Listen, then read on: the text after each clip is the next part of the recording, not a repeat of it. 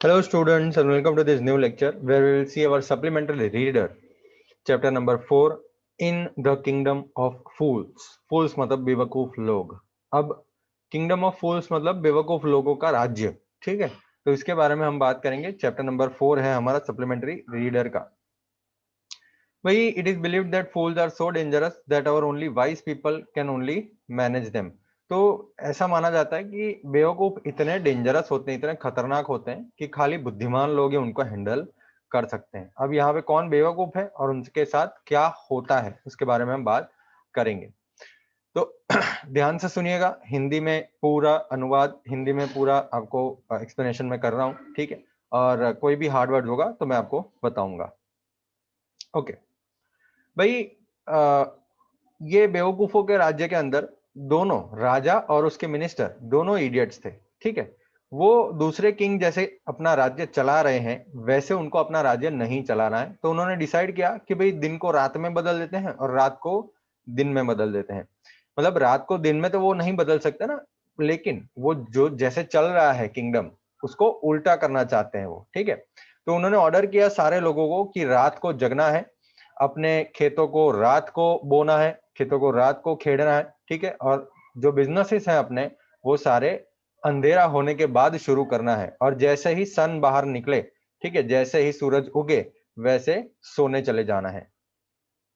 और जो भी ये बात नहीं मानेगा, ठीक है, उसको डेथ की पनिशमेंट दी जाएगी, मतलब मार दिया जाएगा. ठीक है, तो लोगों को जैसा बोला है वैसा करना ही पड़ेगा. ठीक है, उनको डर लगता था डेथ का, तो जैसा करना है वैसा उसको करना पड़ेगा सबको. तो भाई राजा और उसके मिनिस्टर बहुत ही खुश थे कि भाई उनका ये जो प्रोजेक्ट है वो सक्सेस हो गया, वो पार लग गया. एक दिन एक गुरु और उसका चेला दोनों ये सिटी के अंदर आए. बहुत ही बढ़िया सिटी था, ब्यूटीफुल सिटी. दिन का समय था, ठीक है, लेकिन कोई नहीं था दिन में. सब लोग सो रहे थे और एक चूहा भी नहीं हिल रहा था. ठीक है, इवन गाय भैंस और बकरियां भेड़ ये सारी चीजें जो हैं वो भी सो रही थी. उनको भी सिखाया गया था कि दिन में सोना है, रात को काम करना है. अब ये दो जो अनजान लोग ये शहर में पहली बार आए थे, ठीक है, वो लोग बहुत ही अमेज्ड हो गए थे. अमेज्ड का मतलब बहुत ही चौंक गए थे कि यार क्या हो रहा है ये. तो शाम तक वो लोग घूमते रहे घूमते रहे घूमते रहे. ठीक है, और सडनली रात जैसे ही पड़ी तो पूरा जो राज्य है वो जग उठा और अपना काम चालू कर दिया वो लोगों ने. अब दोनों इंसान बहुत ही भूखे थे और शॉप्स अब रात को खुल गए थे. अब वो कुछ ग्रोसरीज खरीदने के लिए, शाक भाजी खरीदने के लिए गए. वो चौंक गए कि उन्होंने जाना कि भी हर एक चीज जो है वो एक ही डुडू का मिलता है. डुडू का मतलब एक करेंसी है. ठीक है, तो एक डुडू का, जैसे हम होता है ना एक रुपी, एक रुपए, तो वैसे ही एक डुडू का वहां पे हर चीज मिलता था. भले ही आप जितने भी चावल खरीदो या बंच ऑफ बनानास खरीदो, ठीक है, एक डुडू ही लगता था. गुरु और डिसाइबल तो अब खुश हो गए. ठीक है, क्योंकि उन्होंने ऐसा कुछ सुना ही नहीं था. अब वो सारा खाना मतलब खरीद सकते थे जो 1 रुपए में आ जाता था. अब जब उन्होंने कुकिंग किया और खाना खाया, ठीक है, तो गुरु ने रियलाइज किया कि भाई ये तो फूल्स का किंगडम है. ठीक है, बेवकूफों का राज्य है और यहाँ पे ज्यादा देर टिकना हानिकारक है. ठीक है, मतलब यहाँ पे ज्यादा देर नहीं टिक सकते. बहुत ही अच्छा आइडिया नहीं रहेगा अगर वहां पे हम रहे. गुरु ने उसके चेले को बोला कि ये हमारी जगह नहीं है, हमारे लिए ये जगह नहीं बनी है. और गुरु जो है उन्होंने डिसाइबल को ये बोलते ही डिसाइबल ने बोला कि वो जगह नहीं छोड़ना चाहता है. ठीक है, यहाँ पे सब कुछ चीप है और सारी चीजें बहुत ही सस्ती हैं और सारी चीजें उसको जो चाहिए वो सारी चीजें मिलेगी. खाना एकदम सस्ता खाना मिल रहा है. भाई अब गुरु ने बोला ये सारे बेवकूफ हैं, ये लंबे समय तक नहीं चलेगा. आप नहीं जानते आपके साथ क्या करेंगे ये लोग. ठीक है, तो गुरु ने बोला कि भाई आपके साथ क्या करेंगे आप नहीं जानते हैं. लेकिन उसका जो चेला है, डिसाइपल है, ठीक है, वो सुना ही नहीं. और मतलब गुरु ने जो समझ की बात करी थी वो उसने मानी नहीं. वो वहीं पे रहना चाहता था. तो गुरु ने गिव अप कर दिया. गुरु ने बोला ठीक है, आपको जो करना है आप करिए, मैं जा रहा हूं. ठीक है, और चले गए. डिसाइपल वहां पे रह गया. हर रोज पेट भर के खाना खाता, बनाना, घी, राइस, व्हीट, पेट भर के खाता और पाड़े जैसा बड़ा हो गया था. ठीक है, पाड़ा होता है ना जो है, बुल बुल, बैल बैल जितना मोटा हो गया था. ठीक है, एक सुबह एक चोर घुसा एक रिच मर्चेंट के हाउस में। रिच मर्चेंट मतलब जो व्यापारी होता है, मर्चेंट, वो बहुत ही रिच था, तो उसके हाउस में चोर घुसा। अब उसने क्या किया था, उसने वो दीवार में एक छेद किया और वहां से अंदर घुस गया था। और जैसे ही वो लूट मार रहा था, वहां पे सब लूट रहा था, ठीक है, वो पुराने घर की दीवार गिरी उसके माथे पे और वहीं ऑन द स्पॉट वो मर गया। अब उसका भाई जो है वो किंग के पास दौड़ा और कंप्लेन की कि भाई राजा जी, योर हाइनेस, मेरा जो ब्रदर है, मेरा जो भाई है, ठीक है, वो अपना काम कर रहा था, वो एंशियंट ट्रेड कर रहा था, वो अपना व्यापार कर रहा था, ठीक है, एक एक दीवार उसके सिर पे गिरी और वो मर गया। इसका ब्लेम है तो मर्चेंट को लगेगा, ये मर्चेंट की भूल है, ठीक है। उसको एक अच्छी स्ट्रॉन्ग वॉल बनानी चाहिए। आपको जिसने गलत किया उसको पनिश कीजिए राजा जी, और मुझे न्याय दिलाइए, ठीक है। अब राजा जी ने बोला भाई न्याय होगा, चिंता मत कीजिए, न्याय होगा। और एट वंस वो घर के ओनर को बुलाया, वो मर्चेंट को बुलाया, ठीक है। जब मर्चेंट आया तो किंग ने उसको क्वेश्चन किया, भाई आपका नाम क्या है? तो नाम बताया, such and such. Such and such मतलब नाम बताया, हमको नाम यहाँ पे नहीं बोला है, सच एंड सच, ऐसा ऐसा उसका नाम है, ऐसा ऐसा राजा जी। क्या आप घर पे थे जब ये मरा हुआ आदमी आपके घर पे चोरी करने के लिए आया था? हाँ राजा जी, मैं था। उसने दीवार तोड़ी, लेकिन दीवार वीक थी और दीवार उसके सिर पे गिर गई। राजा जी ने बोला कि भाई दोषी ने अपना दोष कबूल कर लिया है। The accused pleads guilty. Accuse का मतलब दोषी, प्लीड्स मतलब कबूल करना, और गिल्टी मतलब दोष। तो भाई जो दोषी है उसने दोष कबूल कर लिया। भाई आपकी दीवार ने इस आदमी के भाई को मार दिया है, आपने मर्डर किया है, हम आपको पनिश करेंगे। राजा जी, वो मर्चेंट ने बोला, मैंने वो दीवार नहीं बनाई थी, ये तो वो इंसान की गलती है जिसने दीवार बनाई थी, ठीक है, उसने बराबर नहीं बनाई, आपको उनको पनिश करना चाहिए। देखिए कितने बेवकूफ इंसान हैं ये लोग। और दीवार किसने बनाई? राजा जी ने पूछा। राजा जी, ये दीवार जो है वो मेरे पापा के समय पे बनी थी, ठीक है, मैं एक इंसान को जानता हूं, अभी वो बूढ़ा हो चुका है, वो यहीं पे रहता है। तो भाई राजा जी ने अपने मैसेंजर्स, अपने लोगों को भेजा वहां पे। वो ब्रिक लेयर मतलब जिसने वो ब्रिक्स रखी थी, वो दीवार बनाई थी, ठीक है, उसको ब्रिक लेयर बोलते हैं। तो भाई राजा जी ने अपने इंसानों को भेजा, ठीक है, ब्रिक लेयर को लेने के लिए। वो ब्रिक लेयर को लेके आए, एकदम हाथ पैर बंधे हुए हैं वो ब्रिक लेयर के। आप जो वहां पे हैं, भाई क्या आपने ये इंसान की दीवार बनाई थी उसके पापा के टाइम पे? उसने बोला हाँ मैंने बनाई थी। आपने ऐसी कैसी दीवार बनाई है? वो एक गरीब आदमी पे गिर गए, उसको मार दिया, आपने मर्डर किया है, आपको पनिशमेंट मिलेगी डेथ की। जैसे ही किंग अपना एग्जीक्यूशन का ऑर्डर डालने वाले थे, एग्जीक्यूशन का ऑर्डर का मतलब वो जैसे ही मौत की सजा सुनाने वाले थे, वो ब्रिक लेयर जो था जिसने वो दीवार बनाई थी, ठीक है, उसने रिक्वेस्ट की, प्लीज मेरी बात सुनिए, आप ऑर्डर दें उससे पहले। ये सही है कि मैंने उसकी दीवार बनाई थी, ठीक है, और वो बढ़िया नहीं बनी थी। भाई उसका रीजन ये है राजा जी कि भाई मेरा दिमाग वो समय पे वो काम में नहीं था, मेरा दिमाग वो काम में नहीं था, ठीक है।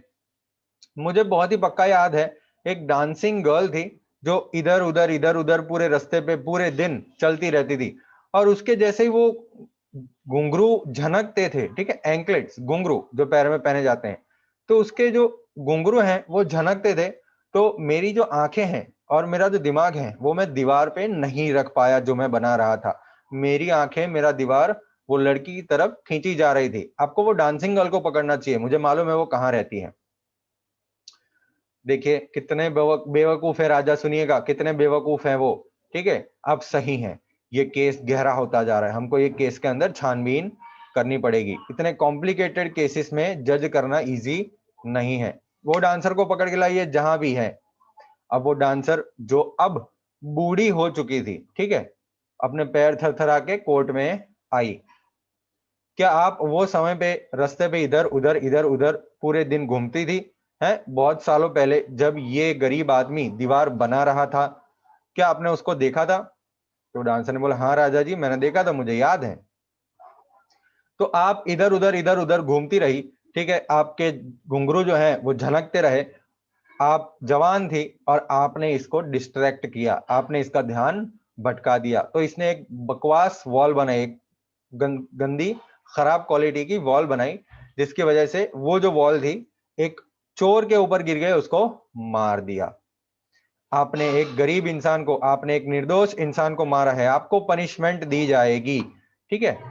अब उसने 1 मिनट सोचा और बोला, राजा जी रुको रुको रुको, मुझे अब पता चला कि मैं क्यों ऊपर नीचे वो रास्ते पे चल रही थी वो समय पे।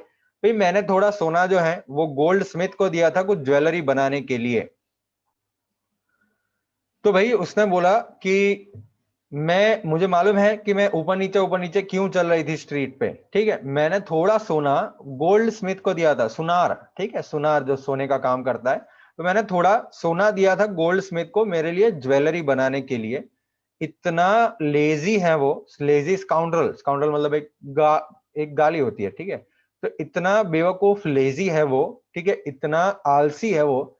उसने इतने सारे एक्सक्यूजेस बनाए और मुझे बहुत धक्के खिलवाए हैं कि भाई वो आज देगा, वो कल देगा, ठीक है। पूरे दिन धक्का उसने खिलाया है, ठीक है। उसने ऐसे वैसे डजन टाइम्स, बहुत बार मुझे उसके घर पे धक्का खिलवाया है, ठीक है। अब ये समय वो था जब ये ब्रिकलेयर ने मुझे देखा होगा, ये मेरा फॉल्ट नहीं है राजा जी, वो सुनार का गलती है, वो सुनार की गलती है। देखो कितनी बेवकूफ है बेचारी गरीब। सही बात है आपकी, राजा जी ने सोचा और एविडेंस को परखा। अब हमको मिल गया है सही दोषी। अरे गोल्ड स्मिथ को पकड़ के लाइए, जहां भी वो छुपा हुआ है तुरंत। अब किंग के जो सारे सोल्जर्स थे, ठीक है, वो गए गोल्ड स्मिथ को ढूंढने के लिए। वो अपनी शॉप में एक कॉर्नर पे छुपा बैठा था। जब उसने उसकी ये बात सुनी कि भाई आप पे ये दोष लगाया गया है, तो उसको अपनी ही स्टोरी बतानी थी, ठीक है। उसको भी अपनी स्टोरी बतानी थी। अब ये रहा, देखो गोल्डस्मिथ। राजा जी, मैं तो बहुत गरीब गोल्डस्मिथ हूं। क्या गरीब गोल्डस्मिथ? सुनार भी गरीब, बताइए। मैं बहुत गरीब गोल्डस्मिथ हूं। ये सही है कि मैंने डांसर को बहुत सारे धक्के खिलवाए थे मेरे घर पे, ठीक है। मैंने उनको एक्सक्यूज दिए थे क्योंकि इस उनके पहले जो ऑर्डर मेरे पास आया था ज्वेलरी बनाने का, वो ऑर्डर था रिच मर्चेंट का, वो पैसे वाले व्यापारी का एक ऑर्डर आया था, ठीक है। उनकी एक वेडिंग होने वाली थी और वो वेट नहीं करना चाहते थे। कितने इम्पेशेंट होते हैं ये पैसे वाले, आपको तो मालूम है राजा जी। तो अब दोष किसका है? रिच मर्चेंट का। दोष कहां पे आ गया? रिच मर्चेंट के ऊपर आ गया। राजा जी ने पूछा, कौन है ये रिच मर्चेंट जिन्होंने आपको रोका ये गरीब अबला नारी की ज्वेलरी बनाने से, उनको स्ट्रीट पे चलने पे मजबूर कर दिया, जिसकी वजह से वो दीवार बनाने वाले जो इंसान था उसको ध्यान भटक गया और उसने एक बकवास दीवार बनाई, जिसकी वजह से एक बहुत ही निर्दोष आदमी मारा गया है। क्या उसका नाम पता है आपको? अब वो गोल्ड स्मिथ ने वही व्यापारी का नाम दिया, ठीक है। और वो कोई नहीं था, वो घर का ओरिजिनल ओनर था जिसका दीवार गिर गया था, ठीक है। वो ओरिजिनल ओनर था घर का जिसका दीवार गिर गया था। अब ओरिजिनल ओनर कौन था वो घर का जिसका दीवार गिर गया था? वही रिच मर्चेंट का फादर। वो रिच मर्चेंट था जिसकी दीवार गिर गई थी, ठीक है, उसका पापा था वो। अब जस्टिस आ गया है फुल सर्कल में, किंग ने सोचा। अब मर्चेंट के पास वापस वो आ गया कि भाई जब उसको पकड़ के लेके आए कोर्ट में, तो वो रोते रोते आया, अरे मैंने नहीं, मेरे पापा ने ज्वेलरी ऑर्डर करी थी, मैं वो तो मर चुके हैं, मैं तो निर्दोष हूं। बताइए। अब किंग ने उसके मिनिस्टर को कंसल्ट किया और उसने डिसीजन दे दिया, भाई ये सही बात है कि आपके पापा सही मर्डरर हैं, लेकिन वो तो मर चुके हैं और उनकी जगह पे किसी को तो पनिशमेंट मिलेगी। आपने अपने पापा के पास से जितने भी पैसे थे, जितने भी जायदाद थी, वो सारी इनहेरिटेड की है, मतलब उनसे आपको मिली है। तो जो भी क्रिमिनल एक्टिविटीज आपके पापा ने की है उसकी सजा भी आपको मिलेगी। मुझे पहले ही मालूम था कि आप ही दोषी हैं और आपने ये भयंकर जो क्राइम है वो आपने ही किया है, आपको मरना पड़ेगा। तो भाई राजा जी ने एक नया स्टेक ऑर्डर किया एग्जीक्यूशन के लिए। स्टेक का मतलब क्या होता है बेटा? पहले के जमाने में क्या होता था कि जब मौत की सजा सुनाई जाती थी तो पूरा एक लकड़े का पूरा एक स्टैंड होता जिसपे हाथ और गला रखना पड़ता था, ठीक है, हाथ और गला रखना पड़ता था, और ऊपर से बड़ी तेज जो होती थी वो तलवार रखी जाती थी, तलवार से गला काट दिया जाता था, ठीक है। तो वो लकड़े का पूरा जो एक सेटअप होता है उसको हम बोलते हैं स्टेक। पता चला बेटा? स्टेक का मतलब ये होता है कि वो पूरा लकड़े का जो फ्रेम होता था, जहां पे जो दोषी होता था उसको गला और हाथ रख देना पड़ता था और बंद किया जाता था वो, और उसके बाद वो तलवार चलाई जाती थी जिससे उसका गला कट जाता था, तो उसको हम बोलते हैं स्टेक। तो एक नई स्टेक बनाने के लिए राजा जी ने ऑर्डर किया। अब जैसे उनके नौकर ये स्टेक को शार्प कर रहे थे, वो धार तेज कर रहे थे स्टेक की, ठीक है, और क्रिमिनल को काटने में शुरू, मतलब फाइनल इंपेलिंग ऑफ द क्रिमिनल के लिए उसको रेडी कर रहे थे, फाइनल किलिंग के लिए रेडी कर रहे थे क्रिमिनल की। मिनिस्टर को लगा कि ये जो रिच मर्चेंट है, ठीक है, वो ज्यादा ही पतला है। क्या है? ज्यादा ही पतला है ये स्टेक के ऊपर फिट होने के लिए। तो उसने राजा जी को अपील किया, ठीक है। अब राजा जी भी वरीड थे, अरे यार अब क्या करेंगे, ये तो स्टेक बड़ा बन गया, ये तो छोटा इंसान है, जो तो थिन पतला इंसान है और स्टेक बड़ा बन गया, अब क्या करेंगे? राजा जी ने बोला। और सडनली उसको एक आइडिया आया कि भाई हमको कुछ नहीं करना है, हमको ये स्टेक के अंदर फिट होने वाला एक मोटा सा आदमी ढूंढना है। बताइए, मोटा सा आदमी ढूंढना है। अब जो सर्वेंट्स थे वो इमीडिएटली पूरे शहर में गए मोटे से आदमी को ढूंढने के लिए जो स्टेक में फिट हो जाएगा, ठीक है। और उनकी आंखें वो पड़ी चेले पे, वो चेला था ना मोटा सा, तो उनकी आंखें चेले पे पड़ी जो मोटा हो गया था बनाना राइस व्हीट और घी खाते खाते, ठीक है। अब मैंने क्या किया है, मेरी क्या गलती है, मैं तो निर्दोष हूं, मैं तो एक सन्यासी हूं, उसने बोला। आपकी बात सही होगी, लेकिन अब रॉयल ऑर्डर आ चुका है, डिक्री, डिक्री मतलब रॉयल ऑर्डर, लेकिन अब रॉयल ऑर्डर आ चुका है कि भाई हमको एक मोटा सा आदमी ढूंढना है जो स्टेक में फिट हो सके, उन्होंने बोला। और वो चेले को पकड़ के लेके गए वहां पे स्टेक में फिट करने के लिए। तब वो चेले को अपने गुरु के शब्द याद आए कि भाई ये बेवकूफों की जगह है, बेवकूफों का ये शहर है, ठीक है, आपको नहीं मालूम आपके साथ क्या करेंगे वो। और जब वो अपनी मौत के लिए राह देख रहा था, उसने अपने गुरु को दिल से याद किया कि भाई आप मेरी पुकार सुने, जहां भी हैं आप मेरी पुकार सुने। गुरु जो थे वो तो मैजिकल पावर्स वाले थे, उनके पास मैजिक पावर्स था, तो उन्होंने ये सारी चीजें विजन में देखी, विजन मतलब अंतर में देखी ये सारी चीजें, और ये चीज हो पा रही थी, उनको सब चीज देखी कि भाई पहले क्या हुआ था, बाद में क्या हुआ, फ्यूचर में क्या होगा, ठीक है, प्रेजेंट पास्ट और फ्यूचर तीनों देख पाते थे वो। तो वो देखा कि भाई डिसाइपल फंस गया है। उसके चेले को बचाने के लिए वो तुरंत आ गए, जो ऐसे जाल में फंस गया था खाली खाने के प्यार की वजह से।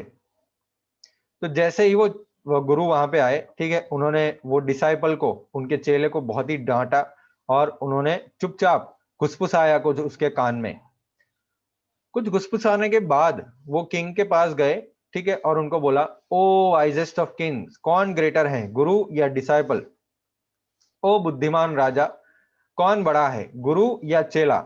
तो राजा ने बोला, ऑफ कोर्स गुरु, कोई डाउट नहीं है इसके लिए, क्यों आप ऐसा पूछ रहे हैं? तो गुरुजी ने बोला, पहले मुझे स्टेक पे चढ़ाइए, फिर मेरे डिसाइपल को चढ़ाइएगा, पहले मुझे स्टेक पे डालिए, फिर मेरे डिसाइपल को चढ़ाइएगा। तो देखिए, ये रहे राजा जी, ये रहे उसके मिनिस्टर, ये है गुरुजी, और ये है उसका चेला जो मोटा हो चुका है, ठीक है। तो अब जब डिसाइपल ने ये चीज सुनी तो वो समझ गया और बोलने लगा, नहीं नहीं मैं पहले जाऊंगा, आप मुझे पहले लेके आए हैं, पहले मुझे स्टेक पे डालिए, इनको मत डालिए। अब गुरु और डिसाइपल एक झगड़े करने लगे, ठीक है, कि कौन पहले जाएगा। किंग जो है वो कंफ्यूज हो गया उनके बिहेवियर से। उन्होंने गुरुजी को पूछा, अरे आप क्यों मरना चाहते हैं? हमने तो उसको चूज किया था क्योंकि हमको ये स्टेक के ऊपर मोटा सा आदमी चाहिए फिट होने के लिए। राजा जी आपको ऐसे क्वेश्चंस नहीं पूछने चाहिए, ठीक है, मुझे पहले आप मौत दीजिए, गुरुजी ने बोला। अरे क्यों, यहाँ पे कुछ रहस्य है। ओ बुद्धिमान व्यक्ति, मुझे ये रहस्य बताइए, मुझे ये समझाइए। क्या आप प्रॉमिस करते हैं मुझे आप मौत देंगे अगर मैं आपको ये रीजन बताऊंगा? गुरुजी ने बोला, किंग ने बोला, ठीक है, सोलेम वर्ड, सोलेम वर्ड मतलब शपथ, शपथ दी उन्होंने, किंग ने, कि ठीक है मैं आपको सूली पे चढ़ा दूंगा, ठीक है, लेकिन आप मुझे रीजन बताइए। अब गुरुजी जो है वो राजा को साइड में लेके गए, ठीक है, उनके नौकरों के कान से दूर, और खुसफुसाया उनके कान में, क्या आपको पता है कि मैं क्यों मरना चाहता हूं, हम दोनों क्यों मरना चाहते हैं? हम पूरी दुनिया घूमे हैं, ठीक है, लेकिन आपके जैसी सिटी कभी नहीं देखी, और आपके जैसा राजा कभी देखा नहीं है। अब ये जो स्टेक है वो भगवान का स्टेक है, ठीक है, गॉड ऑफ जस्टिस, न्याय का जो भगवान है, ठीक है, उसका स्टेक है, और नया नया बना है। यहाँ पे कोई भी क्रिमिनल पहले काटा गया नहीं है। तो जो सबसे पहले मरेगा वो ये कंट्री का राजा बन के जन्मेगा, ठीक है, तो ये कंट्री का राजा बन के जन्मेगा भाई, और जो उसके बाद जाएगा वो मिनिस्टर बनेगा ये कंट्री का। हम तो थक चुके हैं ये साधु संतों वाली जिंदगी से, ठीक है, हम अब थोड़ा समय हमारा एक राजा और एक मिनिस्टर के रूप में बिताना चाहते हैं। तो अब आप अपना जो शपथ है वो याद करिए, और राजा जी मुझे मौत दे दीजिए, मैं पहले जाऊंगा। अब याद है ना? अब वो जो राजा है वो सोचने लगा, अरे यार क्या होगा। वो अपना जो राज्य है वो छोड़ना नहीं चाहता था। दूसरे राउंड ऑफ लाइफ में जो दूसरा पुनर्जन्म होगा उसमें भी वो अपना राज्य नहीं छोड़ना चाहता था, ठीक है, उसको समय चाहिए। तो उसने जो ये एग्जीक्यूशन का ऑर्डर था वो पोस्टपोन कर दिया दूसरे दिन तक, और मिनिस्टर के साथ सीक्रेटली बात करने लगा कि भाई ये सही नहीं होगा हमारे लिए कि अब नेक्स्ट लाइफ में हमारा किंगडम हम किसी और को दे दे। चलो हम ही स्टेक पे चढ़ जाते हैं और हम रीबॉर्न हो जाएंगे, हमारा पुनर्जन्म हो जाएगा राजा और मिनिस्टर के रूप में। ये जो साधु संत होते हैं वो कभी झूठ नहीं बोलते हैं, उन्होंने बोला, और मिनिस्टर भी मान गया। बताइए, उन्होंने जो एग्जीक्यूशनर्स थे, जो जल्लाद होते हैं मारने वाले, ठीक है, उनको बोला कि भाई हम आज क्रिमिनल आज रात को आपके पास भेजेंगे, जो सबसे पहले आएगा उसको आप सबसे पहले मारेंगे, और दूसरा जो आएगा उसको भी आप मार देंगे उसके बाद। ये मेरे ऑर्डर्स हैं, कोई भी मिस्टेक करिएगा नहीं। वो रात को वो किंग और मिनिस्टर दोनों सीक्रेटली वो जेल में गए, और गुरु और डिसाइपल को छोड़ दिया, उनके कपड़े उन्होंने पहन लिए, ठीक है, और जो उनके सर्वेंट्स थे उनके साथ अरेंज करके स्टेक पे चढ़ गए और मार दिए गए। जब उनके बॉडीज कौवों को और गिद्धों को खिलाने के लिए फेंक दिए गए तो लोग डर गए। उन्होंने देखा कि उनके सामने राजा और उनका मिनिस्टर मरा हुआ पड़ा है।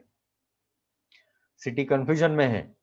पूरी रात वो लोगों ने शोक मनाया और ये राज्य का भविष्य के बारे में सोचा कि अब हमारे राज्य का क्या होगा। कुछ लोगों ने सडनली सोचा कि वो गुरु और डिसाइपल हैं जो थे उनके बारे में सोचा। जो अब गुरु और डिसाइपल जो है वो प्रिपेयर कर रहे थे किसी को पता ना चले ऐसे चले जाने के लिए, वो शहर से निकल जाना चाहते थे, ठीक है। तो वो लोग जो है वो गए गुरु और डिसाइपल के पास और उनको बोला कि हमको एक राजा और एक मिनिस्टर चाहिए। सारे लोगों ने भी अग्रीड किया कि हाँ हमको एक राजा एक मिनिस्टर चाहिए।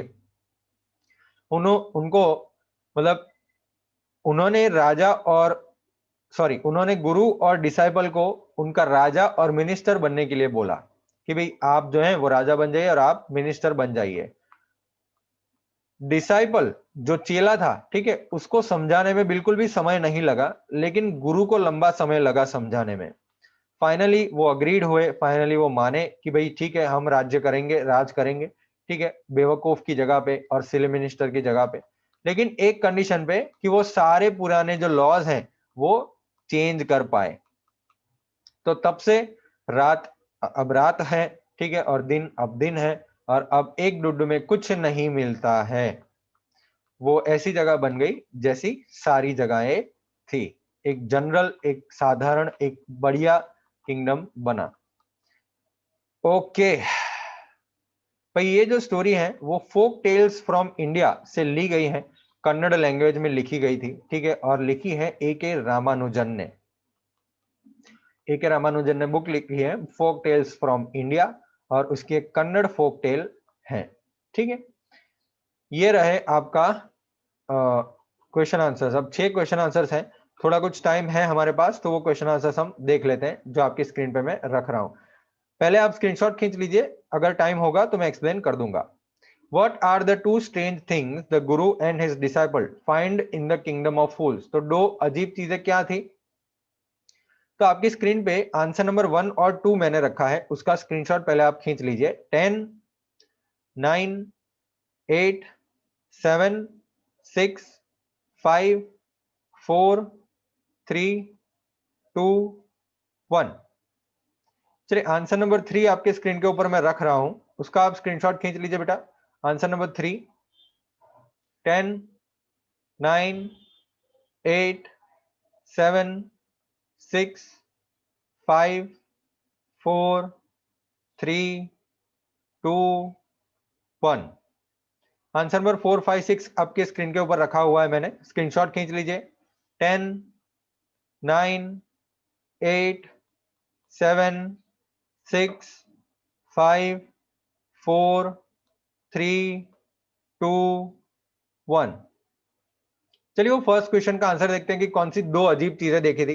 भाई वो दो अजीब चीजें थी कि भाई सब लोग सुबह के समय में सो रहे थे, रात को काम करते हैं, और सारी चीज जो मार्केट में आप खरीदने जाते हैं वो सारी एक डूडू 1 रुपए में आ जाती हैं। ठीक है, फिर है question number 2, why does the disciple decide to stay in the kingdom of fools? Disciple ने क्यों डिसाइड किया? क्या वो अच्छा आइडिया था?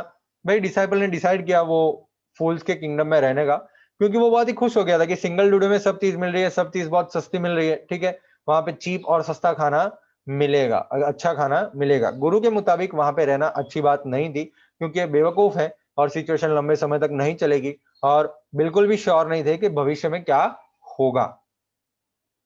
क्वेश्चन नंबर 3 जो है वो आपको सीरीज बनानी है। Name all the people who are tried in the king's court, जिसको बुलाया गया था, जिसको दोषी ठहराया गया था, एंड गिव द रीजन। तो सबसे पहला इंसान था वो मर्चेंट जिसका घर चोरी हो गया था। ठीक है, क्योंकि उसकी दीवार वीक थी और वो चोर के ऊपर गिर गई, उसको मार दिया, तो सबसे पहले उसके ऊपर दोष लगाया गया। फिर वो दीवार बनाने वाले पे दोष लगाया गया कि भाई उसने दीवार वीक बनाई थी। फिर वो डांसिंग गर्ल के ऊपर दोष लगाया गया कि भाई उसने वो दीवार बनाने वाले इंसान को बहकाया था, उसकी जो झांझर की आवाज थी उसकी वजह से वो बहक गया था। ठीक है, फिर गोल्डस्मिथ पे लगाया गया कि भाई उसने डांसिंग गर्ल के ऑर्डर को समय पे कंप्लीट नहीं किया और धक्का खिलवाया था बहुत बार, जिसकी वजह से ये सारी चीजें हुई। और फिर जिसका घर चोरी हुआ था वो मर्चेंट दूसरी बार दोषी ठहराया गया। उसके फादर ने गोल्डस्मिथ को बोला था कि मेरा ऑर्डर पहले खत्म कीजिए, डांसिंग गर्ल के ऑर्डर से पहले। ठीक है, तो मर्चेंट के फादर तो मर गए थे, तो मर्चेंट को उसकी जगह पे एग्जीक्यूशन किया गया था। लेकिन फिर डिसाइपल को बुलाया गया क्योंकि मर्चेंट जो था वो बहुत पतला था स्टेक के लिए और एक मोटा सा आदमी चाहिए था, तो डिसाइपल को पकड़ के लेके आए। चलिए फास्ट फास्ट नंबर 4 देख लेते हैं। कौन है रियल कर्पोरेट किंग के मुताबिक, क्यों वो पनिशमेंट से बच जाता है? तो रियल कर्पोरेट किंग के मुताबिक वो मर्चेंट है, ठीक है, जिसके पापा रियल मर्डरर थे और वो मर चुके हैं, तो किसी को पनिशमेंट तो मिलेगी। तो रियल जो रिच मर्चेंट है उसको पनिशमेंट मिलेगी, वो पनिशमेंट से बच जाता है क्योंकि वो बहुत पतला है। ठीक है, स्टेक के लिए। नंबर 5, गुरु के शब्द क्या थे? बुद्धि वाले शब्द कौन से थे जो बुद्धि वाली बात करते हैं? ठीक है, डिसाइपल का भी याद करता है। तो भाई गुरु के जो शब्द थे कि भाई ये सिटी ऑफ फूल्स है, बेवकूफों की सिटी है। उन्होंने एडवाइस किया था डिसाइपल को कि भाई आप चले जाइए, लेकिन वो माना नहीं। ये सारी चीजें जो है वो तब याद करता है जब वो एग्जीक्यूशन के लिए स्टेक के अंदर बैठा होता है। How does the guru manage to save a disciple's life? Guru कैसे मैनेज करते हैं? भाई देखो, गुरु जो है वो किंग को कंफ्यूज करना चाहते हैं, ठीक है, कि मुझे पहले मार दीजिए। फर्दर वो स्टोरी बोलते हैं कि नेक्स्ट पुनर्जन्म में वो किंग बनना चाहते हैं, इसकी वजह से वो मरना चाहते हैं। अपेरेंटली ये तो झूठ बोला है, किसी हमारे प्यारे इंसान की जिंदगी बचाने के लिए जो झूठ बोलते हैं वैसे ही गुरु ने भी झूठ बोला है। ठीक है, अगर हम बोलना जाए तो वो क्या है, वो खाली अपने डिसाइबल की जिंदगी नहीं बचा रहा है, वो पूरे राज्य के लोगों की जिंदगी बचा रहा है। ठीक है, तो सब लोगों को ये फूल्स के किंगडम में से बाहर लाने का प्रयास उसने किया। भाई यहाँ पे खत्म होता है हमारा ये चैप्टर। ठीक है, और बात करेंगे एक और सप्लीमेंट्री रीडर की नेक्स्ट लेक्चर में, और फिर आगे बढ़ेंगे हमारे चैप्टर्स पे। ठीक है, मिलेंगे नेक्स्ट लेक्चर में। Bye bye for now.